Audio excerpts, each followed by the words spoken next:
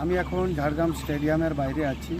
এখানে মাননীয় প্রধানমন্ত্রী যে 19 তারিখ আসবেন, সেই জন্য তার ব্যবস্থা কীরকম চলছে খোঁজখবর নিতে আমি এই স্টেডিয়ামে এলাম। এবং প্রস্তুতি পুরো তুঙ্গে, প্রস্তুতি খুব ভালোভাবে চলছে।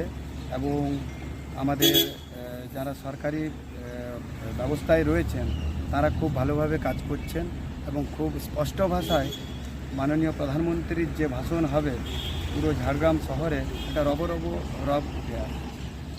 সেই জায়গাতে দেখা যাচ্ছে যে গতকাল অভিষেক বন্দ্যোপাধ্যায় সভা ছিল, সেখানে একটা ভালো অংশের একটা দেখা যাচ্ছে। অভিষেক বন্দ্যোপাধ্যায় সভাতে থেকে ওনারা শিক্ষা নিলেন যে গত কিছুদিন আগে ঝাড়গ্রাম শহরে সার্কাস ময়দানে এসেছিলেন মমতা ব্যানার্জি। সেই সভায় লোক হয়নি, 1500 পুলিশ কর্মী ছিল। সুতরাং তাকে সেটাকে চ্যালেঞ্জ হিসেবে দেখার জন্য অভিষেক বন্দ্যোপাধ্যায় অখণ্ড মেদিনীপুর থেকে সংখ্যা নিয়ে মাঠ ভরেছেন। অখণ্ড মেদিনীপুর মানে 5টা জেলাকে তিনি সাংগঠনিক জেলাকে নিয়ে তিনি সভা করেছেন। তার মানে এগরা থেকে শুরু করে, কাঁথি থেকে শুরু করে, দাসপুর থেকে, গড়বেতা থেকে, চন্দ্রকোনা থেকে নয়াগ্রাম পর্যন্ত এই যে বিস্তীর্ণ এলাকা অখণ্ড মেদিনীপুর, সেখান থেকে উনি লোক নিয়ে জড়ো করেছেন। এবং উনি দেখাচ্ছেন যে গোপীবল্লভপুর বিধানসভার মানুষ, কিন্তু গোপীবল্লভপুর বিধানসভার মানুষ সেখানে ছিল না, সেখানে বাইরের লোক নিয়ে এসে ভরানো হয়েছে।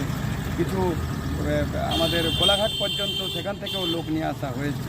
আপনি বলুন, কোলাঘাট থেকে লোক নিয়ে আসা হচ্ছে মাঠ ভরার জন্য। সুতরাং তারা দেখাতে চেয়েছিলেন যে মমতা ব্যানার্জির সভায় লোক হচ্ছে না, কিন্তু আগামী দিনে ভাইপোর সভায় লোক হচ্ছে, তারা বার্তা দিতে চেয়েছিলেন। কিন্তু গোপীবল্লভপুর বিধানসভার কোনো লোক যায়নি, ঝাড়গ্রাম বিধানসভার কোনো লোক যায়নি। তাহলে এই স্টেডিয়ামের প্রধানমন্ত্রীর সভাতে কত মানুষ হবে?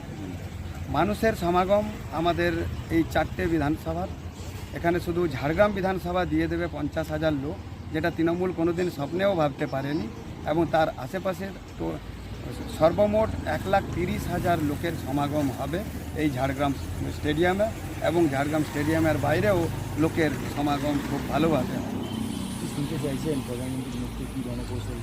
দেখুন, জঙ্গলমহলে আসছেন, মানুষ উৎসাহিত রয়েছেন, সবার মনে একটা ভাবনা রয়েছে যে প্রধানমন্ত্রী আমাদের এলাকায় আসছেন। এর আগেও এসেছেন, কিন্তু জঙ্গলমহলের জন্য আগামী বাংলার পট পরিবর্তন, বাংলাকে সোনার বাংলা করার জন্য যে পরিকল্পনা, জঙ্গলমহলের সমস্ত রকম উন্নতি করার জন্য যে পরিকল্পনা, তার বার্তা মাননীয় প্রধানমন্ত্রী দেবেন। সেই জন্য এখানকার জনগণ উৎসাহিত রয়েছেন, উৎসুক রয়েছেন। তারা সবাই আসবেন এবং সবাই প্রধানমন্ত্রীর বার্তা শুনবেন মন দিয়ে। এবং আমরা বাড়ি বাড়ি যাচ্ছি, প্রচার করছি।